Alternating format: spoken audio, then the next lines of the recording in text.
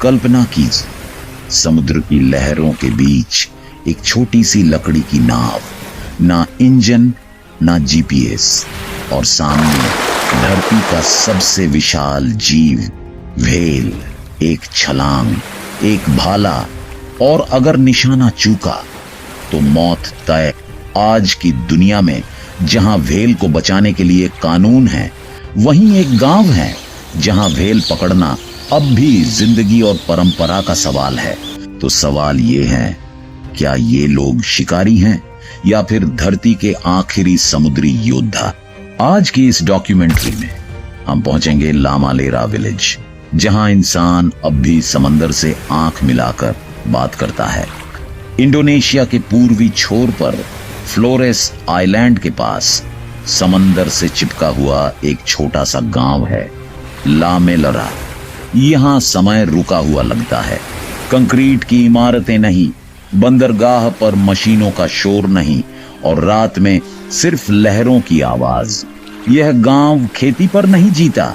यहाँ की जमीन रूखी है, यहाँ की उम्मीद समंदर है। हर घर की दीवारों पर नावों की तस्वीरें हैं। हर बच्चे को तैरना पहले सिखाया जाता है, चलना बाद में। यहाँ समंदर डर नहीं, रिश्तेदार है। लेकिन यह रिश्ता आसान नहीं। समंदर देता भी है, और जब लेता है तो सब कुछ। यही अलगाव लामालेरा को खास बनाता है, और खतरनाक भी। लामालेरा में व्हेल शिकार किसी कैलेंडर से तय नहीं होता, यह तय करता है समंदर। शिकार से पहले पूरा गांव इकट्ठा होता है, प्रार्थनाएं होती हैं, पुजारी नावों को आशीर्वाद देता है। यह मान्यता है कि समंदर का देवता हर साल कुछ व्हेल भेंट करता है, ताकि गांव भूखा न मरे।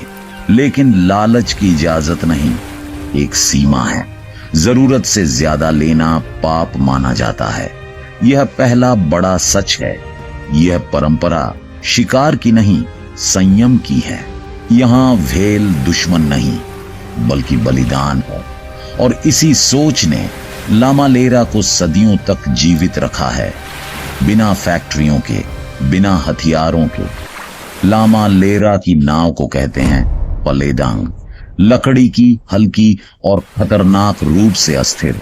इस नाव पर कोई इंजन नहीं होता, सिर्फ चप्पू और भरोसा। भाले को कहते हैं हरपून, लकड़ी, लोहे और रस्सी का साधारण सा हथियार। लेकिन असली ताकत है लमाफा। लमाफा वह व्यक्ति है जो चलते जहाज से सीधे व्हेल पर छलांग लगाता है। उसके पैरों में कोई सुरक्षा नहीं, हाथों में सिर्फ भाला, और सामने टनों वजन का जीव। यह कोई स्टंट नहीं, यह पीढ़ियों की ट्रेनिंग है। और फिर भी हर छलांग आखिरी हो सकती है। सुबह सुबह समंदर सांस लेता हुआ लगता है। नावें पानी में उतरती हैं, आंखें क्षितिज पर टिकी होती हैं।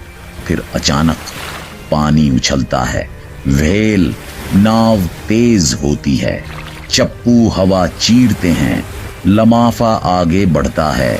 उस पल कोई आवाज नहीं, सिर्फ दिल की धड़कन। छलांग, भाला धंसता है, लेकिन यह जीत नहीं है, यह शुरुआत है। व्हेल भागती है, रस्सी तनती है, नाव खींचने लगती है। अब मौत नाव के नीचे है, और ऊपर भी। यहीं से असली संघर्ष शुरू होता है। भाला लगते ही व्हेल मरती नहीं, वह भागती है।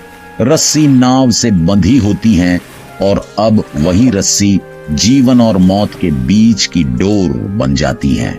व्हेल पानी के भीतर गोता लगाती है, और नाव को ऐसे खींचती है जैसे वह खिलौना।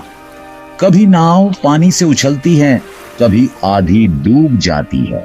अगर रस्सी पैरों में फंस जाए तो इंसान सीधे समंदर के नीचे खिंच जाता है। यहाँ चीखने का समय नहीं होता, फैसले सेकंडों में लेने पड़ते हैं। कई बार नाव को बचाने के लिए भाला काट दिया जाता है और व्हेल छोड़ दी जाती है, क्योंकि लामालेरा में परंपरा कहती है एक जान बचाना एक शिकार से ज्यादा कीमती है। यही वो सच है जो बाहर की दुनिया नहीं देखती। जब व्हेल अंततः शांत हो जाती हैं, तो समंदर की सतह पर एक अजीब सन्नाटा छा जाता है। नावें उसे खींचकर किनारे लाती हैं। पूरा गांव इंतजार कर रहा होता है और यहाँ कोई जश्न नहीं होता। यह पल सम्मान का होता है। व्हेल का एक एक हिस्सा नियमों के अनुसार बांटा जाता है। जिसने भाला फेंका उसे अलग हिस्सा, जिसने चप्पू चलाया उसे अलग। बूढ़े, विधवा और बच्चे, सबका हक तय है। यहाँ कोई पैसा नहीं चलता, कोई सौदेबाजी नहीं। भूख को बराबरी से बांटा जाता है। मांस सुखाया जाता है, तेल निकाला जाता है, हड्डियां औजार बनती हैं। लामालेरा में व्हेल किसी एक की नहीं होती, वह पूरे गांव की जिम्मेदारी होती है। आज की आधुनिक दुनिया लामालेरा को एक सवाल की तरह देखती है। व्हेल मारना अपराध है, यह क्रूरता है। यह परंपरा अब खत्म होनी चाहिए। समुद्र से हजारों किलोमीटर दूर बैठे लोग फैसले सुनाते हैं, बिना यहां आए, बिना यहां जिए। लेकिन लामालेरा का सच अलग है। यहां न तो फैक्ट्रियां हैं, न फ्रीजर ट्रक, न अंतरराष्ट्रीय बाजार। इसी वजह से इंटरनेशनल व्हेलिंग कमीशन ने लामालेरा को विशेष छूट दी, क्योंकि यह सबसिस्टेंस वोलिंग है, इंडस्ट्रियल नहीं। फिर भी दबाव बढ़ रहा है। एनजीओ, कानून, कैमरे सब इस परंपरा को घेर रहे हैं और यहीं एक नया डर जन्म लेता है। क्या बाहरी नैतिकता एक पूरे गांव की जिंदगी छीन लेगी? समंदर अब वैसा नहीं रहा जैसा लामालेरा के बुजुर्गों ने देखा था। व्हेल की संख्या घट रही है, मौसम का मिजाज बदल रहा है। लहरें अब पहले जैसी नहीं चलती। कभी जो यात्रा कुछ घंटों की होती थी, अब कई दिनों तक खिंच जाती है। और फिर भी व्हेल नहीं मिलती। नई पीढ़ी के हाथों में भाला नहीं, मोबाइल है। उनकी आंखें समंदर नहीं, शहरों की ओर देखती हैं। बुजुर्ग जानते हैं, यह सिर्फ रोजगार का संकट नहीं, यह पहचान का संकट है। अगर व्हेल चली गई तो सिर्फ शिकार नहीं रुकेगा। एक पूरी भाषा, एक पूरी संस्कृति और इंसान समंदर का रिश्ता हमेशा के लिए टूट जाएगा।